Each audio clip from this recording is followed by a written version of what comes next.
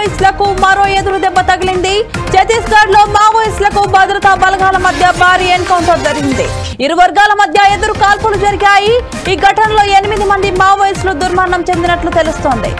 గంగళూరు అటవీ ప్రాంతంలో మావోయిస్టులు రహస్యంగా భేటీ అయ్యారన్న సమాచారం మేరకు పోలీసులు భద్రతా బలగాలు కూంబింగ్ నిర్వహించారు. పోలీసుల్ని గమనించిన మావోలు కాల్పులు జరపడంతో పోలీసులు ఎదురు కాల్పులకు దిగారు. మరణించిన మావోయిస్టుల్లో కీలక నేతలు ఉన్నట్లు సమాచారం.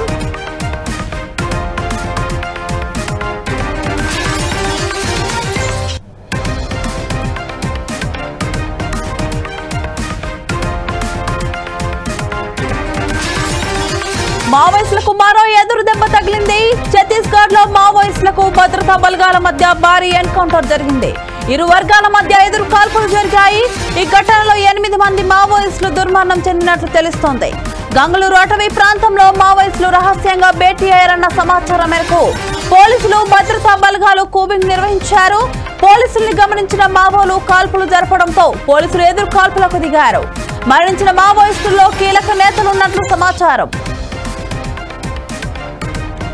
దీనిపై మరింత సమాచారం మా ఇన్పుట్ ఎడిటర్ రాములు అందిస్తారు. రాములు చెప్పండి. శ్రీలత, ఛత్తీస్గఢ్ లో మరో భారీ ఎన్కౌంటర్ జరిగిందని చెప్పొచ్చు. ఈ బీజాపూర్ జిల్లా గంగళూరు పోలీస్ స్టేషన్ పరిధిలో అటవీ ప్రాంతంలో శనివారం భద్రతా బలగాలకు మావోయిస్టులకు మధ్య భీకర కాల్పులు చోటు చేసుకున్నాయని చెప్పొచ్చు. భద్రతా దళాల కాల్పుల్లో 8 మంది మావోయిస్టులు మృతి చెందినట్లు అధికారులు ధృవీకరించడం జరిగింది. వీరిలో కొందరు మావోయిస్టులు గాయపడ్డారని కూడా తెలిపారు పోలీసులు.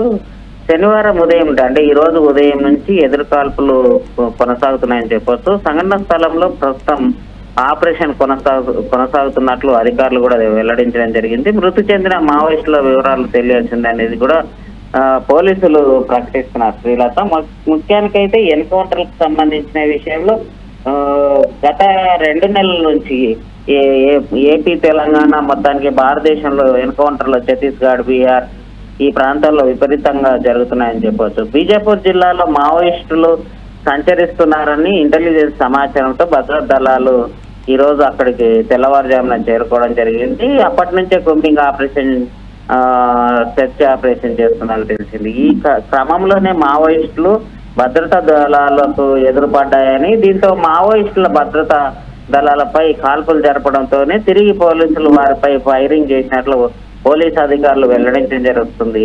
భద్రతకు సంబంధించిన విషయాల్లో దళాలకు 8 మంది మావోయిస్టు సంబంధించిన 8 మంది పోలీసులను చుట్టుముట్టినట్లు అధికారులు తెలిపారు. మరో కొందరు నక్సళ్లు గాయపడ్డారని కూడా చెప్తారు. సంఘటన స్థలంలో మావోయిస్టుల ఆయుధాలు, ఇతర సామాగ్రి కూడా ఉన్నట్లు పోలీసు అధికారులు పేర్కొనడం జరిగింది. ఇటీవల చూసుకుంటే ఛత్తీస్గఢ్ ఇదే ప్రాంతంలో భారీ ఎన్కౌంటర్ జరిగిన విషయం మనకు తెలిసిందే. ఈ ఎన్కౌంటర్ లో దాదాపు అప్పుడు 16 మంది మావోయిస్టులు చనిపోయినట్లు అప్పుడు పోలీసులు ప్రకటించడం జరిగింది. అందులో ముఖ్యంగా Maoist party central committee member Chalapathi కూడా ఉన్న విషయం తెలిసిందే.